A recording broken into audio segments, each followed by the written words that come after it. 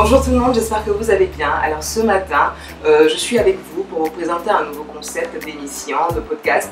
C'est Chill With. Chill With, c'est un espace dédié pour donner de la voix à un influenceur, un expert ou une personnalité publique qui donnera son avis sur des sujets qui nous concernent, nous les jeunes.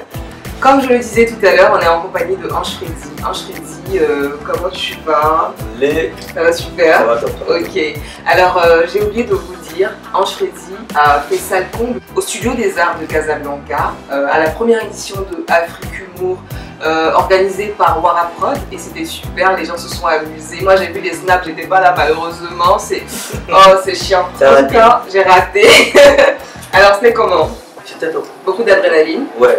C'était top. Comment t'as ressenti cette expérience-là en fait? C'était top, mais en fait c'est ma deuxième expérience ici à Casa. Parce que la première fois c'était il y a 4 ou 5 mois pour le concert de Végéto. D'accord, j'ai fait la première partie. C'était un Tu as concert. fait la première partie en tant que chanteur ou en tant que...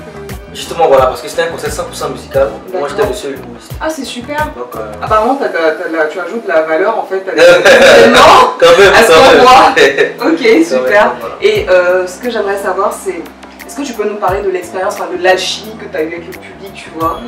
Comment tu as ressenti le soutien des gens, ce genre de choses? Ouais, c'était top, parce qu'il y en avait quand même qui m'attendaient. Parce qu'il y avait plusieurs personnes, il y avait plus de 10 artistes. Et les gens sont venus voir tout le monde, mais il y avait quand même des gens qui voulaient voir personnellement. Donc moi j'ai quand même ressenti ces gens-là. On était 10, non? J'étais passé en deuxième position. En deuxième position, donc c'était bien au début. Donc tu as senti les waouh! Dès le départ. C'était chaud, donc good vibe alors. Good vibe, ok super. On va parler de toi déjà. Dis-nous, qui crois-tu que tu es? Je suis moi. Non, tout simplement. C'est cool cette réponse. Voilà, je suis moi, voilà. Normalement, personne. Simple, voilà, en dehors des réseaux sociaux, c'est pas comme si je m'invente une vie, parce qu'en général, beaucoup de personnes font ça. Je m'invente pas une vie. J'aime faire quoi? J'aime faire rire, j'aime le fun en fait. Du coup, c'est ce que je fais ressortir dans les vidéos ou bien dans les images et tout ça. Et puis il y a des gens qui aiment ça. Donc voilà. Et qu'est-ce que tu fais exactement en fait? Donc j'ai une formation de photographe. Donc je dis je suis photographe, comédien et humoriste. D'accord. Comédien, donc tu peux être acteur. Voilà. D'accord, c'est super. Je veux dire, quels sont tes projets à court terme en fait, et à moyen terme, si on peut avoir des petites exclusivités? Ouais. À court terme, bon, j'ai dit pour le moment je ne peux pas dire que c'est un projet parce que on attend plus ou moins que ça se concrétise. Sinon je vais dire c'est mini spectacle, comme ce qu'on a fait ici au Maroc, mini spectacle, et puis un grand spectacle personnel prévu pour 2019 sur Abidjan. Bien sûr, un one-man show. Super. Je veux dire, toi tu es le gars, quand tu touches quelque chose, ça prend, on va dire, tu as fait connaître Dougouti, Lobé, tu vois, qu'est-ce que ça t'a fait, qu'est-ce que ça t'a donné comme retour? Je ne l'ai pas fait quoi. Qu'est-ce qui s'est passé là? Je dis que la vidéo était déjà virale. Son frère avait posté la vidéo, mais ça n'avait pas assez de visibilité. Et quand j'ai vu ça dans les statuts WhatsApp et tout, j'ai dit à mon cousin c'est qui? C'était même pas dit que c'était une vidéo qui allait prendre ou pas, donc je l'ai mis juste comme ça. Et puis mon cousin m'a sauté la vidéo. Et puis quand j'ai vu, il dit attends, reviens. Il dit attends, c'est qui? Il dit c'est pas que le gars a dit la vidéo comment c'était. C'était à 800 vues sur internet. Donc j'ai repris la vidéo, puis j'ai posté en disant c'est qui ce gars là? Pouvez-le, même si j'ai pas l'argent, je vais lui donner 30 000 francs CFA. Et tu avais vraiment l'impression de le faire? Non, je voulais vraiment le faire. Parce que je disais c'était qui en fait, genre, ça faisait vraiment rire. Il faisait rien de. Ouais, en fait c'est juste ça, exprimer sa joie de vivre de manière simple. Exactement, il était béat, il était presque niais. Son Twitter en fait, il a fait comme ça. Et puis voilà. Donc j'ai reposté. C'est quoi ton style de vie en fait? Tu vis comment toi? Je vis normalement, comme j'ai dit, je ne m'invente pas une vie ou quoi que ce soit. Tu vois, je suis là comme ça, normalement, une personne qui vit et puis qui essaie qui a débuté une carrière. Parce qu'à la base, c'était que des vidéos sur internet. Donc, on dit quoi, influenceur, web comédien, tout ça. Et qui a débuté une carrière de scène, donc d'humoriste. Et du coup, c'est ça que j'essaie de partager. Si je veux en showcase, si je veux en concert, si je veux en prestation, s'il y a un making of. En tout cas, bref, je fais tout ça. Et comme toute personne est normalement, parce que j'ai pas dit je vais à l'école parce que je ne vais plus à l'école. Du coup, j'essaie toujours de créer d'écrire à chaque fois. T'as un petit filon. Voilà, dès que en même temps, voilà. Super. C'est un peu ça. Tu es papa? Oui, oui. Est-ce qu'on sait que tu es papa? Alors, comment elle se porte ta fille? Déjà, comment elle s'appelle ta fille? Tout son nom, c'est le nom. Ah non. Le prénom, ton prénom préféré en fait. Parce qu'on a tous un prénom préféré. Non, voilà. Il m'a tué. Si. Marie-Keren Nanaël. Marie-Keren, Keren c'est joli ça. Ça fait frais, choco. Marie-Keren Nanaël. Si c'était avant, il y avait des Lazare à fille. Non, tu n'étais pas né avant. Si c'était quand tu disais des Lazare, vous avez des Hassan, ma fille. Mais quand même, tu n'as pas eu la malchance d'avoir des prénoms comme ça. Pourquoi j'en ai ça? Oui, t'as vu aussi. Comment tu l'intègres dans ta vie de scène? Parce qu'on a vu que tu as des photos où tu attaches la pauvre petite. Oui. On ne sait pas pourquoi. Tu la violente en fait. Elle m'a insulté. C'est la violence. Elle m'a insulté. Elle m'a insulté. Sérieux? Ouais. Elle parle déjà? Non. Mais comment elle t'a insulté? En gazouillis? J'ai senti ça. Voilà, donc elle dit attends, c'est quel bruit ça? Elle est attachée. Dans la voie en prison, mais. Non, en prison, mais. Mais là, elle est passée au parc des bébés. Oh, c'est chou. Elle a 8 mois en fait, donc elle commence à s'arrêter maintenant. Ouais. Voilà. Donc, mais je dis. Beaucoup de joie, ouais, beaucoup. Ouais. Ça m'a rendu, je dis, plus stable. Voilà, plus stable, tu vois, parce qu'avant tu fais des vidéos pour le fun, bien, pour, tu veux, tu fais la scène, tu veux, tu fais pas. Mais là, maintenant, tu es structuré, tu sais que tu as une vie, voilà, super importante, donc voilà. Dans tes actions. Voilà, discipline. Alors aujourd'hui, j'ai voulu qu'on parle avec Ange Freddy de ces filles qui misent tout sur le physique. Genre moi, j'ai un physique, je sais que je peux le mettre en avant, je sais qu'avec ce physique-là, je peux avoir des avantages, donc j'ai envie de le positionner comme mon premier atout vis-à-vis des gens que je rencontre. Et c'est une gangrène qui peut, disons, diminuer, enfin regresser les mentalités des femmes. Et j'avais bien envie qu'on en parle, qu'on décortique ce sujet à la version de Ange Freddy, un peu à ma sauce, et puis on verra ce que ça donne. Alors qu'est-ce que tu en penses toi? Déjà le physique n'est pas éternel. Voilà. Du coup les femmes en fait elles prennent conscience de ça. Voilà. C'est pas que ça, du coup, si tu comptes que je suis ça, imagine quand tu auras 40, 50 ans, 60 ans c'est fini. 60 ans c'est trop, je dis 40 ans. 40, 45 ans, ça n'a plus le même physique, ta peau comme ça, c'est. Frère, tu n'auras plus tout ce que tu avais quand tu avais 20 ans. Alors oui, c'est vrai ce que tu dis, je suis tout à fait d'accord, je partage ton point de vue. Mais il y a une chose aussi qu'on devrait prendre en compte. Je ne suis pas là pour donner raison à ces filles qui pensent, mais je suis aussi là pour souffler le chaud et le froid par rapport à ce sujet-là. Donc essayer de te titiller un peu aussi dans le sens de l'antithèse. Donc, compte tenu du fait qu'il y a beaucoup de problèmes, disons, économiques dans les familles, tu vois, et il y a beaucoup de familles qui s'appuient sur même leurs filles en fait pour pouvoir subsister, tu vois. Donc c'est quand même quelque chose qui relève de, comment te dire, qui est très ancré dans les mentalités, tu vois. Et les filles en fait pensent qu'à un moment donné, puisque la famille n'a rien, moi Dieu m'a doté d'un corps, je vais le commercialiser en échange de quelques petits perdièmes, pouvoir aussi aider ma famille. Comme j'ai dit, le physique n'est pas éternel, mais j'ai pas dit que c'est pas important. Parce que c'est pas important dans le sens de les modèles, les mannequins. C'est leur physique qui fait leur vie, plus ou moins. Mais je veux dire, faut pas se dire, quand c'est mon physique, je reste que sur mon physique. C'est comme par exemple, même les footballeurs et tout. C'est-à-dire que tu as une carrière, mais tu sais qu'à un moment, ça va s'arrêter. Du coup, avec tes revenus, là, pense à faire en même temps d'autres projets. Je sais pas, ouvrir un restaurant, faire un immeuble, faire une maison, voir ce genre de choses en fait. Je veux dire qu'il faut qu'ils pensent à l'autre. Mais est-ce que tu es en train de dire que, par exemple, parce que je sais pas si on est sur autre chose, mais est-ce que tu es en train de dire que ces filles qui se vendent, disons, qui mettent leur physique en avant, est-ce qu'elles devraient continuer à le faire et épargner pour pouvoir investir dans d'autres choses pour finalement arrêter un jour? Quel type de fille? Parce qu'il y a des métiers où c'est le physique.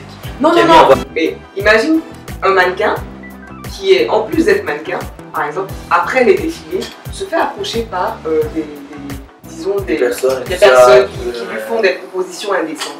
Ça, on n'est pas ignare, on sait très bien que ça existe. Hein. Ces filles-là acceptent parce qu'elles veulent bien sûr avoir un train de vie qui est assez, tu vois, fastueux. Donc, est-ce que tu penses que ça serait une alternative pour les gens? C'est-à-dire que moi, je me vends, c'est vrai, mais en plus de ça, je devrais épargner, c'est ce que j'ai en train de dire. Faudrait plutôt qu'elle soit maligne. Voilà, moi je dis parce que, parlons terre à terre, que ce soit dans le showbiz et tout ça, une fille qui est maligne aura beaucoup plus de chance qu'un garçon. Voilà. Juste parce qu'elle sait, par exemple, séduisante devant en tant que, par exemple, journaliste. Je dis, t'es journaliste, je suis journaliste. On présente le même sujet, le même projet. On sait que nous deux, si on fait, c'est 15 sur 20, 15 sur 20. Pareil. On a arrêté devant le gars. Si toi, tu sais être séduisante devant lui, t'as un plus, il va même me regarder. T'as un plus directement.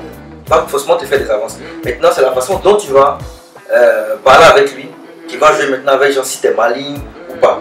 Donc je dis que en jouant avec le physique directement, quand le gars t'approche, il sait que peut-être tu lui... donc toi tu sais par exemple que tu lui plais. Donc lui il va forcément, il sera prêt à tout pour toi, plus ou moins. Donc c'est je veux dire que là à ce niveau-là, il faut être super maligne, je veux dire. Parce que tu peux ne pas rêver jusqu'à un niveau par exemple. André fait sortir avec lui, ce genre de choses, mais tu peux le faire. Et puis je connais plusieurs filles qui ont fini avec ça. Je vais dire les noms. Donc tu veux dire, elle a des projets, dit bon attends, moi je suis là à ma maison là. Fais ça, tout. Mais il faut jouer avec, je sais pas, jouer avec vraiment l'effet malin, tout ça, mais bien pas jusqu'à aller concrétiser, voilà. Pas jusqu'à faire à l'acte. Voilà, je vais dire en fait, il faut savoir pas comment jouer ça, voilà. Mais néanmoins, il y a aussi cette question-là de. Tu vois, il y a des filles qui pensent que, par exemple, faire quelque chose à côté, c'est vrai que ça rapporte, ça te stabilise toi-même, ça c'est vrai, c'est une réalité. Mais aussi, ce genre de truc-là, de business du corps, du commerce du corps, on va dire, ça rapporte beaucoup plus que n'importe quel autre business. Parce que n'importe qui, un gars viendra te voir et puis te dira, te promet par exemple un terrain. Et tu sais que même en travaillant pendant 1 an, tu n'auras jamais épargné pour avoir ça, tu vois. Donc il y a des filles qui se disent que c'est mieux que j'embellisse mon corps. Donc tout ce que je fais, c'est pour pouvoir, c'est-à-dire que c'est comme une entreprise qui se dit que je vais acheter des véhicules, je vais acheter par exemple des machines pour pouvoir rendre mes activités plus productives. Elles se disent, je vais acheter des implants, je vais acheter des habits, tout ça pour pouvoir me rendre plus belle, parce que ce sont mes immobilisations, en fait, tu vois. Donc je vais pouvoir me rendre plus belle et puis plus plaire, encore plus plaire et avoir plus de revenus, tu vois. Donc en fait elles prennent leur corps comme des entreprises, puisqu'après elles se disent que travailler, c'est se fatiguer, c'est transpirer, c'est trop d'efforts. Donc qu'est-ce que toi tu peux dire en fait à ces filles? Ok, donc en Côte d'Ivoire, on appelle ça les géreuses de busy.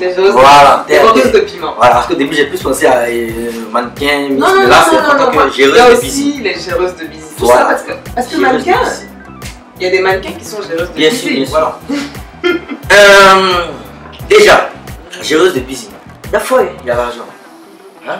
On ne juge pas aussi. Même un voleur, tu peux comprendre un voleur, tu peux savoir pourquoi il est devenu voleur. Peut-être à cause de quelque chose, ses parents n'ont plus les moyens. Il dépose ses diplômes partout, il n'y a aucun taf, il n'y a rien. Puis un gars qui lui propose un travail, il est obligé de faire ça et puis au finish, il se plaît dedans. Donc ça va. Mais comme j'ai dit, dans n'importe quel métier, il y a toujours des défauts.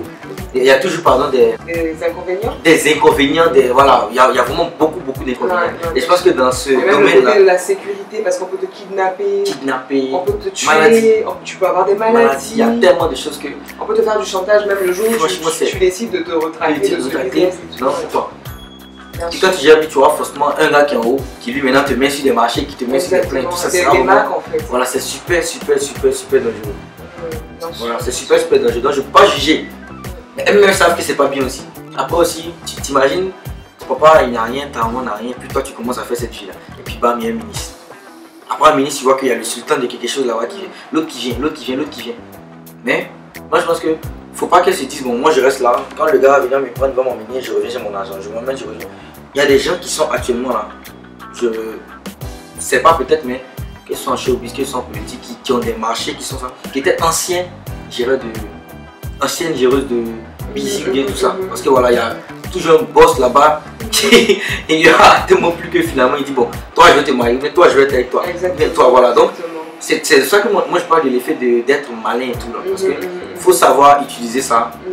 Pour s'en sortir vraiment. Parce que si c'est la seule issue que tu as, finalement, tu peux quand même, enfin, on va pas t'encourager à le faire. Mais si tu es vraiment coincé, tu n'as pas de retour, si jamais tu es amené à le faire, fais-le pour t'en sortir, mais pas pour rester dedans, pas pour le plaisir de le faire. Ça devient chaud après parce que quand tu te plais dedans, à un moment tu peux plus ressortir en fait, tu es bloqué, donc ça va super. Donc soit c'est de ne pas rentrer, mais si tu rentres là, c'est chaud parce que tous les inconvénients là, voilà. C'est compliqué. C'est chaud. L'affaire-ci est très compliquée. C'est tendu. C'est tendu, les nerfs sont très tendus.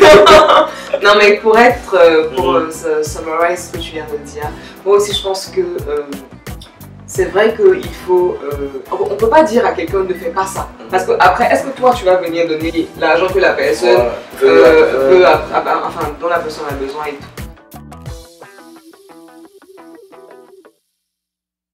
On te voit un peu avec les Miss, on te voit avec des filles qui sont dans la mode, on te voit, en fait, vu que tu es une personne assez en vue en ce moment, et en même temps tu es du milieu, donc je pense que tu as plus de liens avec des filles qui sont un peu en vue aussi. Donc moi je te demande en fait, est-ce que toi tu as été exposé à ce genre de problème? Si jamais c'est le cas, est-ce que tu leur donnes des conseils? Des conseils et tout ça. Tu sais qu'il y avait eu on dira pas de discours bien fait, un discours entre deux filles, Miss et modèle. Et moi les deux sont mes potes. Voilà. Donc moi directement, tu sais que quand il y a ce genre de choses, on parle pas de ça sur internet. Je ne peux pas prendre part à tout ça. Parce qu'il y a tous ceux qui ont fait des interviews qui me posaient des questions, peut-être plus sur ça. Et si je répondais, c'est comme si je prenais pas.